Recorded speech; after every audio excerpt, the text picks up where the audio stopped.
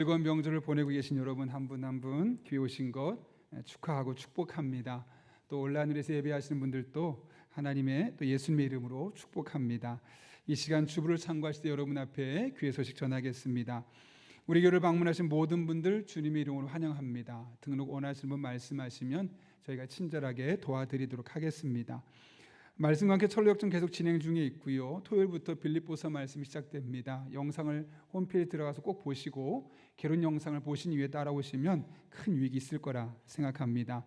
지난주에 보내신 한가족분들 계십니다. 하나님께서 귀한 분들 보내주셨는데 얼굴을 잘 기억하시고 여러분 먼저 다가서시고 또 잘 정착하실 수 있도록 기도해 주시기를 부탁드립니다.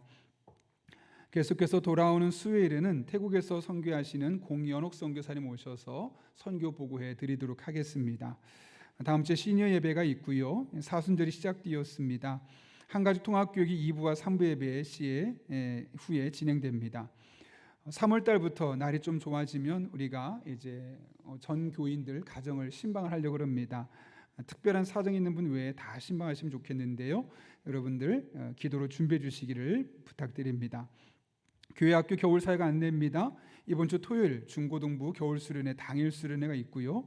청년부는 1박 2일로 다음 주에 진행됩니다. 많이 기대해 주시고 이번 기회가 우리 하나님을 만날 수 있는 좋은 기회가 될 수 있도록 꼭 마음 써 주시길 부탁드립니다. 봉사자와 임명입니다. 봉사에 하나님 주신 은사를 따라서 여러분 적극적으로 지원해 주시길 바랍니다. 임명입니다. 예배부의 박진희 집사님, 새로핌 찬양단의 황상진 신민정 집사님, 수요전도대 김행순 권사님, 바나바 사역부의 오복신 집사님, 목혜린 성도님 임명합니다. 오늘로 시작해서 주중에 오이코스 모임이 있습니다. 정한 시간 장소에서 꼭 모이셔서 함께 은혜 나누시길 바라고요. 리더 모임 확인해 주시기 바랍니다. 결혼 소식이 있습니다.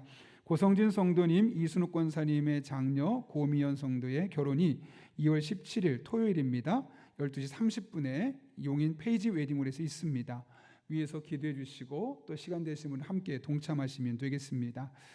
김교욱 권사님 가정에서 장례 위로 감사로 사랑의 성비 드렸습니다. 전령 어려운 이웃들 섬기는데 사용하도록 하겠습니다. 또 우리 청년 출신이면서 선교사로 파송되어 있었던 박윤우 선교사님이 오늘 예배 2부 예배 참석했거든요. 5월 달에 이제 다시 나가게 되는데 그때까지 또 위에서 기도해 주시고 또 곧 선교 보고할 기회가 있겠습니다. 더 자세한 강권 주부를 참고해 주시고 우리 함께 기도하고 하나님 말씀 나누겠습니다. 거룩하신 아버지 하나님, 오늘도 저희를 불러주시고 함께 예배할 수 있도록 인도하시는 은혜 진심으로 감사를 드립니다. 말씀 듣는 이 시간 우리의 마음의 문을 활짝 열어주시고 선포되는 말씀이 내게 주시는 말씀으로 들려지게 하시고 이 말씀 우리 삶의 소망이 되고 위로가 되고 생명이 되게 하여 주옵소서. 예수님의 이름으로 기도하옵나이다. 아멘. 우리 앞뒤 좌우에 있는 분 보시면서 이렇게 인사하고 축복합니다. 하나님이 충분히 위로해 주실 겁니다. 이렇게 인사하겠습니다.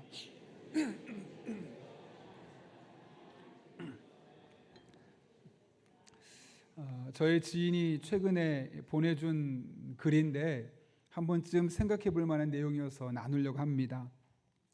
아내와 사이가 좋지 않은 남편이 하나님께 따지듯 이렇게 기도했다고 합니다. 하나님, 결혼하지 않은 처녀들은 귀엽고 매력적인데 왜 결혼한 마누라들은 늘 악마같이 화만 내고 잔소리는 그렇게 많습니까? 하나님께서 곧바로 응답하셨습니다. 처녀는 내가 만들었고 마누라는 네가 만들었잖아. 네. 서로 배려하기보다는 자기 중심적으로 해석하고 일을 진행하고 있는 이 사회 단면을 아주 적나라하게 보여주고 있는 내용입니다. 참 그래서 세상이 각박한 것 같고 그래서 이 세상에 굳이 생기지 않아도 될 문제들이 이곳저곳에서 생기는 것 같습니다.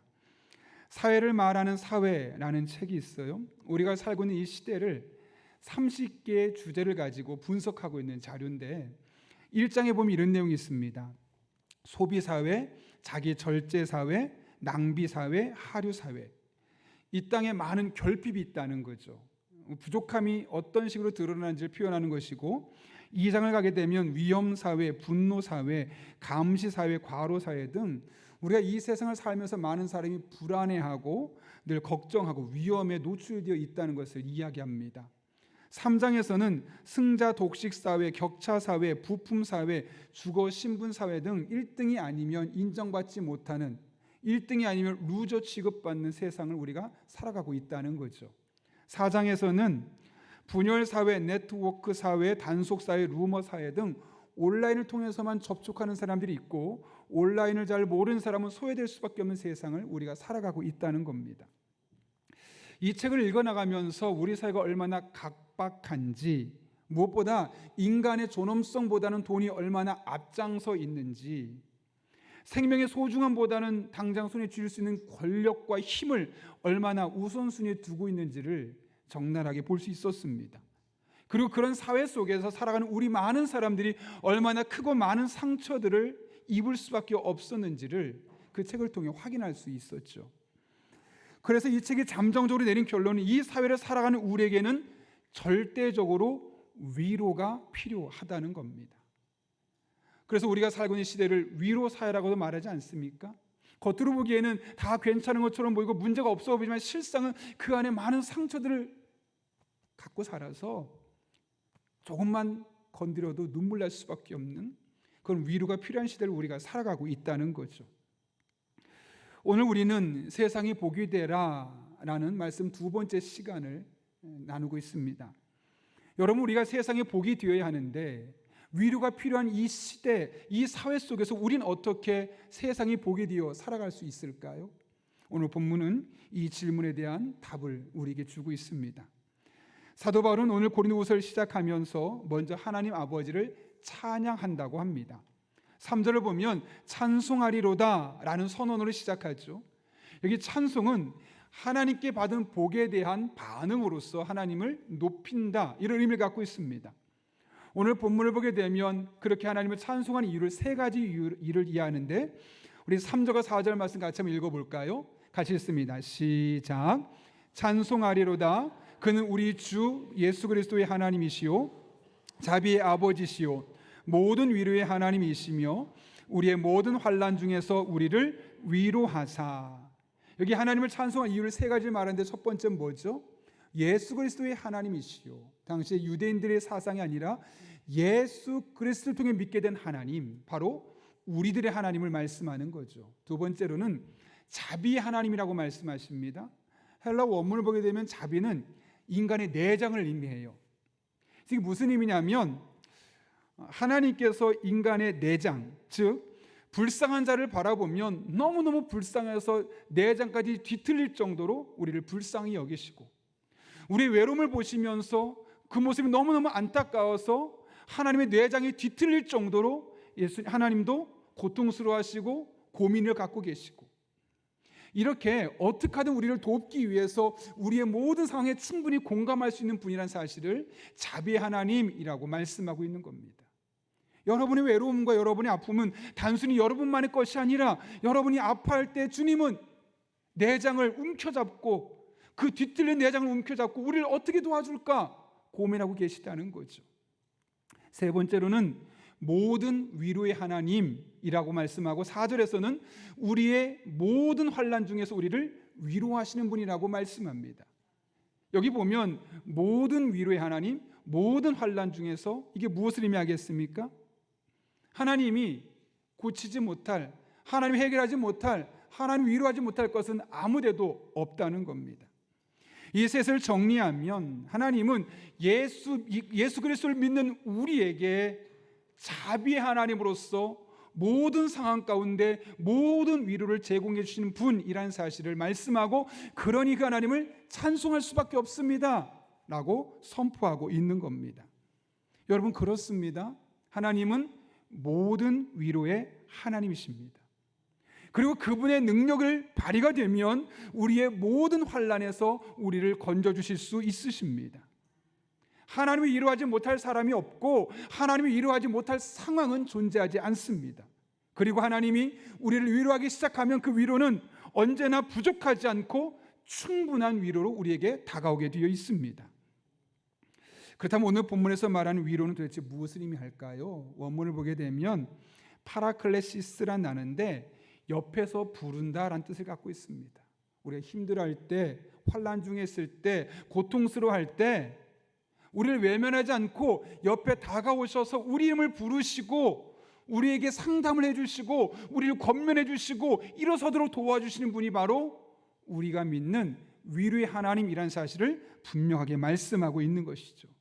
중요한 것은 고통과 환난을 없애주는 것이 아닙니다. 여전히 고통이 있습니다. 여전히 아픕니다. 여전히 외롭습니다. 그러나 그 고난과 고통과 외로움을 대항할 수 있는 힘을 우리에게 주셔서 그 아픔과 외로움을 이겨낼 수 있도록, 버텨낼 수 있도록, 견뎌낼 수 있도록 우리 곁에서 우리와 함께 해주신다고 말씀하고 있는 것이죠. 그래서 고난이 해석되고, 그래서 고난이 이해되고, 그래서 그 고난을 믿음으로 극복해낼 수 있는 그런 신앙적인 삶을 선택할 수 있도록 하나님께서 도와주신다는 거죠. 이런 것을 가장 피부로 경험했던 사람이 누구죠? 바로 바울입니다. 몇 번 이야기했지만 사도 바울은 고질적인 병이 있었어요. 그 뭐냐면 육체에 안질이 있었어요. 저도 이제 안구 건조증이 있는데 안구 건조증이 참 힘들어요. 조금만 오래 눈을 뜨고 책을 많이 보면 눈이 뻑뻑하고 눈이 쓰라리거든요. 그래서 어떤 때 눈 감고 있으면 눈물이 줄줄줄 흐르거든요. 그런데 사도 바울이 알고 있었던 이 고질적인 병은 단순한 이 안구 건조증이 아니라 안질이었어요. 육체의 가시라고 표현하고 사탄의 사자라고 표현할 정도로 그를 너무너무 지치고 힘들게 했던 병이었죠. 그래서 너무 힘들어서 이걸 기도했죠. 하나님, 저 도와주세요. 고쳐주세요. 기도했어요. 3번 기도했다고 하는데 3번은 단순한 숫자 3번이 아니라 뭐라고요? 완전수라서 응답 받을 때까지 기도했다는 거죠. 그렇게 기도한 결과가 뭐예요? 하나님이 응답해 주셨어요. 근데 하나님 응답이 뭘까요? 안구에 있는 이 눈에 있는 질병을 고쳐주셨나요? 아니요. 걔 여전히 아파요. 고쳐주지 않으셨어요. 그런데 왜 안구에 질병이 있어야 하는지, 그걸 통해 하나님이 무슨 일을 하실 건지를 말씀해 주시는 거예요. 그러니까 병원 고침 받지 않았지만 여전히 아프지만 그 아픈 상황을 이겨낼 수 있는 힘을 주시는 거죠. 그게 고린도후서 12장 9절과 10절에 기록되어 있는데 우리말 성경으로 제가 한번 읽어볼게요. 이렇게 되어 있어요.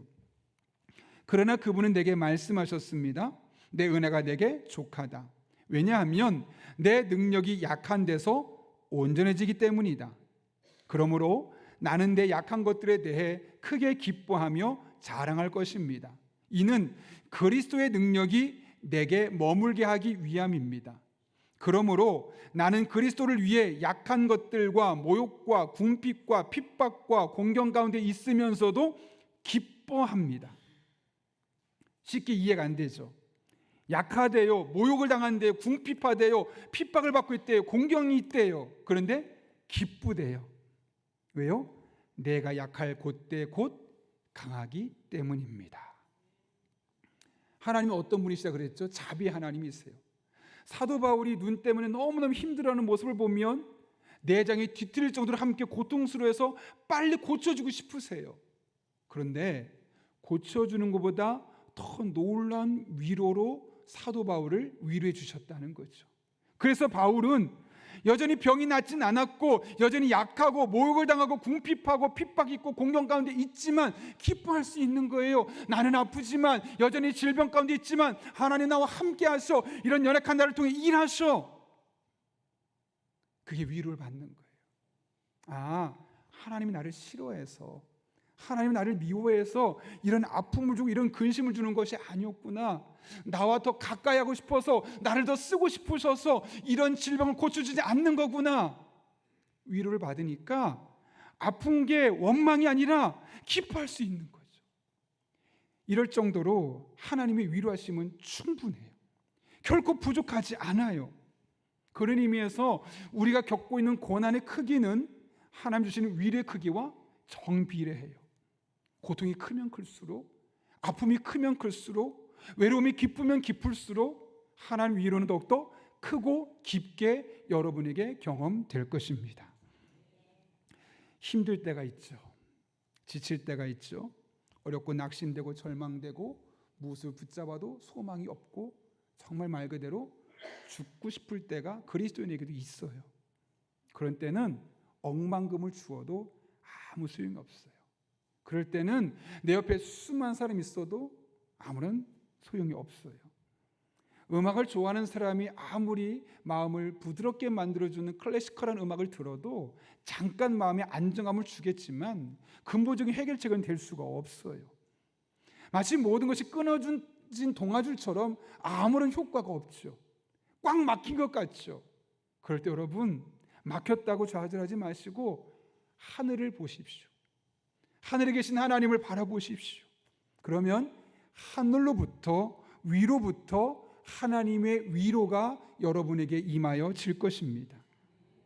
그리고 하나님이 주시는 위로는 이 세상 그 무엇과 비교할 수 없는 그 수준이 다른 완벽한 위로, 여러분이 가장 알맞은 위로가 되어 주셔서 여전히 여러분이 고통 속에 있어도 문제가 해결되지 않아도 그 안에 평안할 수 있고 그 안에 기쁨을 누릴 수 있는 놀라운 위로로 여러분 한 분 한 분에게 다가오게 될 것입니다. 이에 대해 하나님이 이사야 66장을 통해 이렇게 말씀하세요. 한번 읽어볼까요? 같이 읽습니다. 시작. 어머니가 자식을 위로함 같이 내가 너희를 위로할 것인즉 너희가 예루살렘에서 위로를 받으리니 너희가 이를 보고 마음이 기뻐서 너희 뼈가 연한 불의 무성함 같으리라. 아멘. 하나님의 위로가 어떻다고요? 제 3자를 보듯이, 남을 보듯이 겨우겨우 위로하는 척하는 것이 아니라 어머니가 아들이 힘들어하는 모습을 보고 얼마나 가슴 아프겠어요? 내장이 뒤틀리는 그 마음으로 너 힘들지? 너 외롭지? 너 아프지? 내가 위로할게.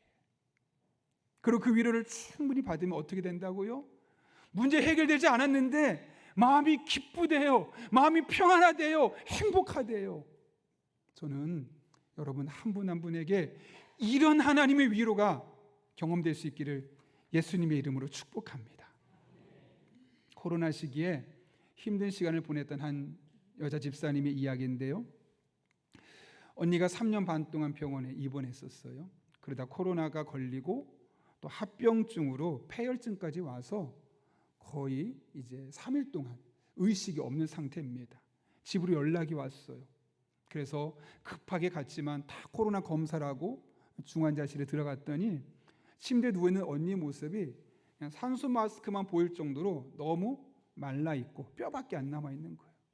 누가 봐도 얼마 남지 않았다. 사실 친정적으로 남은 사람은 본인하고 조카하고 본인 딸들밖에 없어요. 왜냐하면 아버지는 이북에서 혈혈단신으로 오셨고 또 어머니는 평상시에 가족들과 왕래가 없었고 사이가 안 좋았기 때문에 어머니가 돌아가셨음에도 불구하고 장례식에 아무런 가족이 오지 않을 정도로 그렇게 가족 사이에 아무도 없었어요. 그래서 결국 장례를 갖고 논의하는데 본인과 본인 딸들과 조카 하나, 이 4명이 곧 언니가 세상을 떠나게 되면 어떡할까 그런 고민을 하게 되었던 거죠. 그러면서 이제 장례식을 논의하는데 그 다음날 새벽에 전화가 왔어요. 언니가 세상을 떠났다는 거죠. 너무나 힘든 마음으로 어떻게 되나 내일 그럼 만납시다 하고 이제 아침에 염하는 날 새벽 기도를 먼저 참석하고 가게 됐어요. 근데 새벽 기도에 참석하자마자 눈물이 펑펑 났대요. 처음에는. 잠시 후에 너무 기뻤대요. 왜냐하면 그날 찬송이 뭐였냐면 찬송가 235장이에요. 보아라 즐거운 우리 집. 천국에 가는 찬양이에요. 평상시 교회에서 이런 찬양 잘 안 부르거든요. 장례식에서 부르는 찬양이라서 그런 찬양을 하는 거예요. 그래서 장례식을 이제 입관을 잘 갔다 오는데 그 마음속에 이런 마음이 드는 거야. 하나님이 네 언니가 비록 이렇게 세상을 떠났지만 천국에 있어. 천국에서 나와 함께 있어. 그렇게 마음을 위로해 주는 것 같더래요. 다음 날 발인이 있죠. 새벽 예배 때 예배를 드리러 갔다가 몸둘 바를 모를 정도로 너무 기뻤대요. 그날도 신기할 정도로 찬송가 606장이었는데 해보다 더 밝은 저 천국. 이것도 장례식 때 부르는 찬양인데 새벽 기도 때 잘 안 부르거든요. 근데 그 찬양을 부르는 거예요. 더군다나 그날의 새벽 말씀이 뭐냐면 요한계시록 21장 4절이에요. 모든 눈물을 그 눈에서 닦아주시니 다시는 사망이 없고 애통하는 것이나 곡하는 것이나 아픈 것이 다시 있지 아니하리니 처음 것들이 다 지나갔음이러라. 본인 교회가 아니라 언니 교회가 아니라 본인 교회에 새벽 기도를 드리는데 이런 말씀을 들으니 깜짝 놀랄 수밖에 없었죠. 내가 너무 슬퍼할까 봐 하나님께서 목사님을 통해서 찬송가와 설교 말씀을 통해서 내 마음을 위로해 주고 계시는 거구나. 감격할 수밖에 없겠죠. 기뻐할 수밖에 없었겠죠. 감사할 수밖에 없었겠죠. 그때 집사님의 마음속에 이런 놀란 일이 일어났다는 거예요. 엄밀히 말하면 어떻게 감사하겠어요? 어떻게 기뻐하겠어요? 비교적 젊은 나이에 언니가 예상치 못했던 질병과 합병증으로 세상을 떠나게 됐는데 어떻게 감사하겠어요? 원망스럽죠. 하나님 조금 더 살려주시죠. 저의 피부친 언니밖에 없는데 얼마든지 그럴 수 있는데 하나님께서 찬송을 통해서 말씀을 통해서 내 언니 비록 세상을 일찍 떠났지만 천국에서 나와 함께 있어. 그런 마음의 위로를 심어주니까 슬픔이 감사가 되고 절망이 소망으로 바뀌더라는 거죠. 여러분, 하나님의 위로하심은 절대 부족함이 없어요. 완벽하세요. 그러므로 고난 속에 있을 때, 환난이 있을 때, 근심 걱정이 있을 때 우리를 위로하시는 하나님을 바라볼 수 있기를 바랍니다. 세상에 줄 수 없는 충분한 위로를 하나님께서 직접 여러분에게 채워 주실 것입니다. 바라기는 여러분 한 분 한 분이 남은 한평생 이 하나님의 위로를 경험할 수 있기를 예수님의 이름으로 축복합니다. 하나님은 항상 모든 상황에서 우리를 위로해 주시죠. 그런데 어떤 방법을 위로해 주십니까? 직접, 좀 전 말씀처럼 직접 말씀을 통해서, 때로는 기도를 통해서, 때로는 찬송을 통해서 우리에게 직접 위로해 주세요. 그런데 더 많은 경우는 사람을 통해서 우리를 위로해 주십니다. 오늘 본문의 4절 말씀 보십시오. 뭐라고 말씀합니까? 같이 한번 읽겠습니다. 시작. 우리의 모든 환난 중에서 우리를 위로하사 모든 환난 중에 있는 자들을 능히 위로하게 하시는 이시로다. 아멘. 하나님께서 우리를 위로하신 이유가 무엇 때문이라고요? 모든 환난 중에 있는 자들을 능히 위로하게 하시려고 우리를 먼저 위로해 주신다고 말씀하고 있는 것이죠. 왜 이렇게 하실까요, 여러분? 환난 중에 위로를 경험해본 사람만이 환난 속에 있는 사람을 제대로 위로해 줄 수 있기 때문이에요.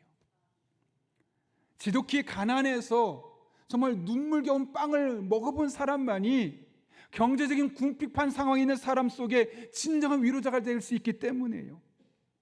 자녀 문제로 고통을 겪어본 사람이 자녀로 스트레스 받고 있는 사람에게 찾아가서 진정한 위로자가 될 수 있기 때문이에요. 건강 잃어본 사람이 건강을 잃어서 힘들게 몸을 이끌고 겨우겨우 살아가는 사람의 진정한 위로자가 될 수 있기 때문에 하나님께서 먼저 우리에게 환난을 주시기도 하고 먼저 그 환난에서 우리를 위로해 주시기도 한다고 말씀하고 있는 겁니다. 그래서 하나님은 우리를 위로받은 위로자로 세워주십니다. 그런 의미에서 우리가 누군가에게 위로하는 사람으로 살아간다는 것은 우리에게 맡겨진 거룩한 사명을 한 부분에서 감당하는 것과 마찬가지입니다. 그것이 바로 우리가 이 세상에 존재하는 이유입니다. 이에 대해서 하나님은 지혜왕 솔로몬을 통해서 우리에게 이렇게 말씀하셨어요. 잠언 17장 17절 말씀 같이 한번 읽겠습니다. 시작. 친구는 사랑이 끊어지지 아니하고 형제는 위급한 때를 위하여 낳느니라. 아멘. 여러분, 하나님께서 이 땅에 친구들을 왜 주셨다고요? 형제자매를 왜 주셨다고요? 가족을 왜 주셨다고요? 영적인 친구, 영적인 가족을 왜 주셨다고요? 위급한 때, 위로가 필요한 때 서로가 위로자가 되어주라고, 힘든 시간을 보내고 있는 사람에게 내가 겪은 그 어려움을 통해서 그 사람을 일으켜 세워주라고 하나님께서 친구도 주신 것이고 형제 자매도 주신 것이고 영적인 가족으로 한 교회 안에서 신앙생활할 수 있도록 우리를 불러주셨다고 분명히 말씀하고 있지 않습니까? 그렇다면 여러분 주변을 돌아보십시오.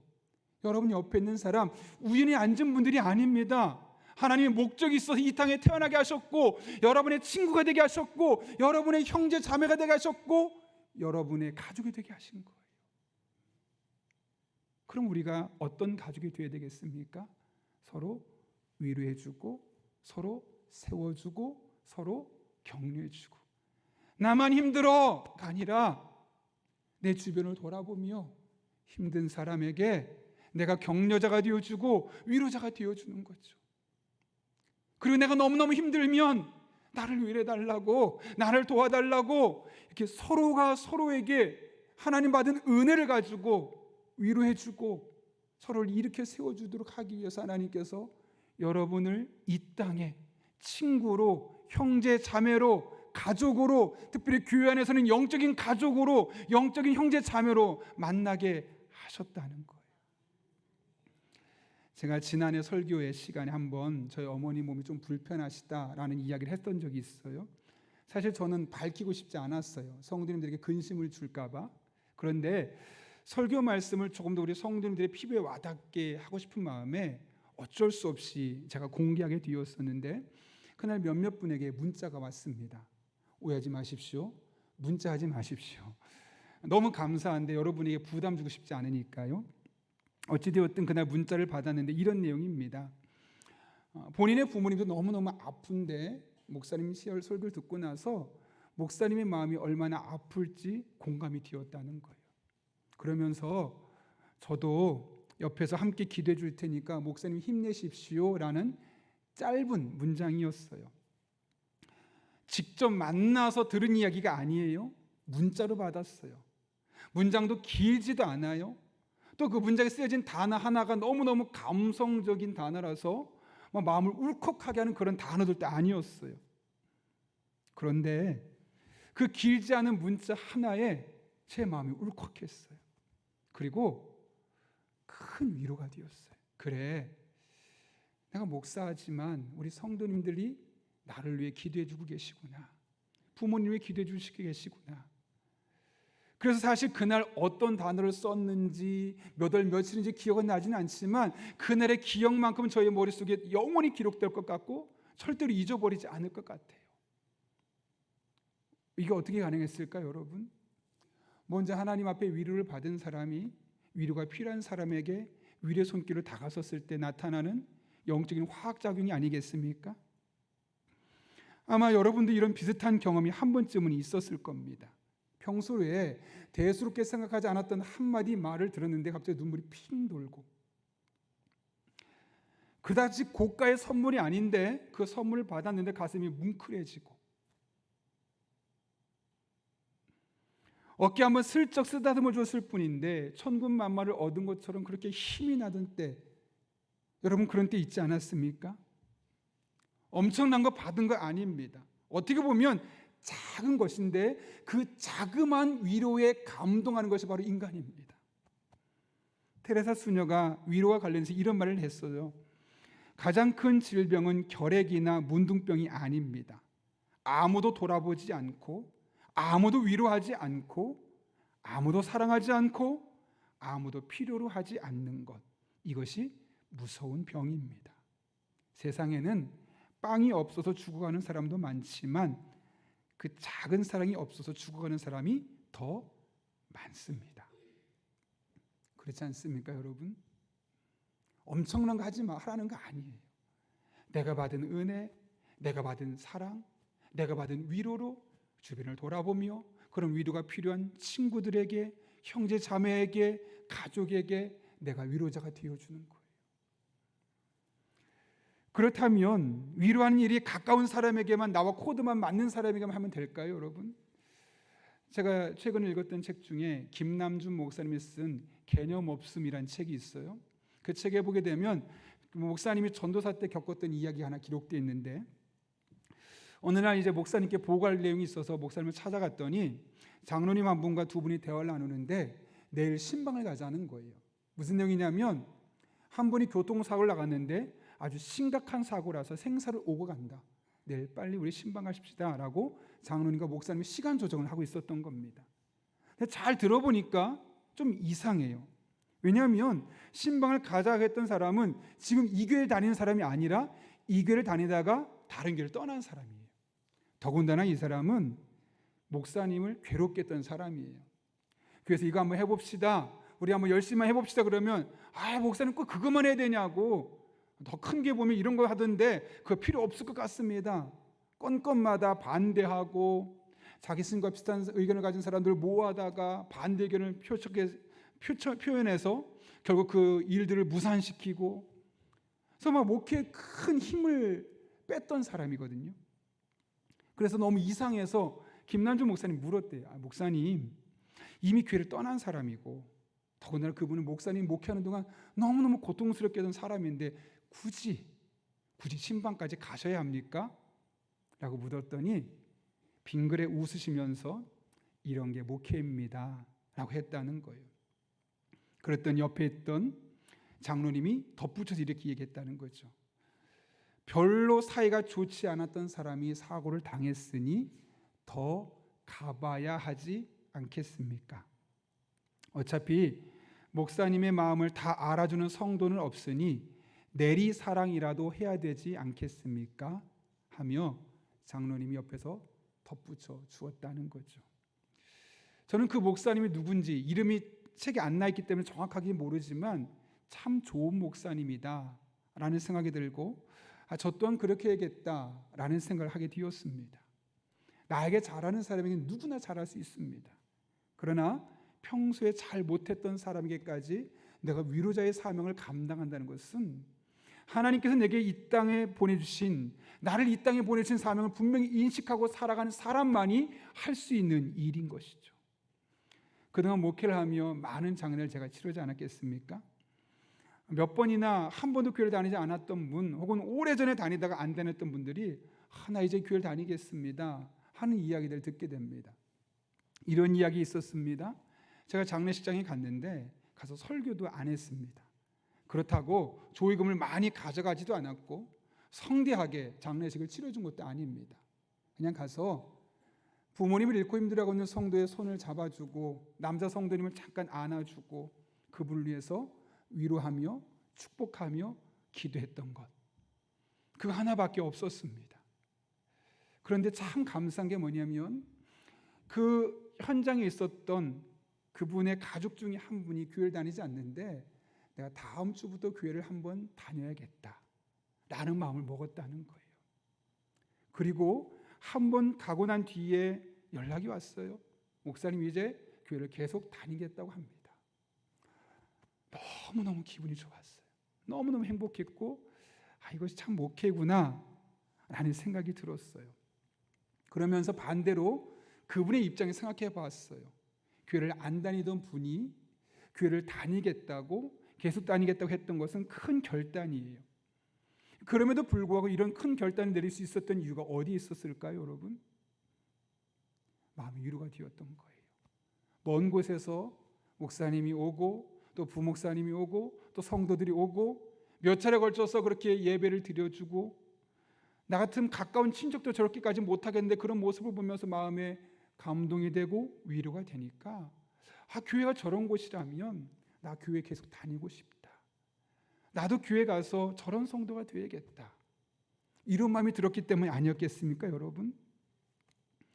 하나님께서 우리와 함께 하시며 우리가 연약할 때, 지칠 때 우리를 위로하신 이유는 다른 데 있지 않습니다. 주변에 연약한 사람, 나의 위로가 필요한 사람에게 다가서서 그 사람을 위로해 주라고. 그렇게 우리가 이 세상에 존재하는 겁니다. 어려운 사람이 있습니다. 가난한 사람도 있습니다. 병든 사람도 있습니다. 고독한 사람도 있습니다.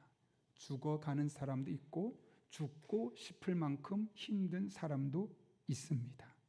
그런데 하나님이 그런 이들의 곁에 우리를 친구로, 형제 자매로, 교회 공동체의 영적인 가족으로 부르셨습니다.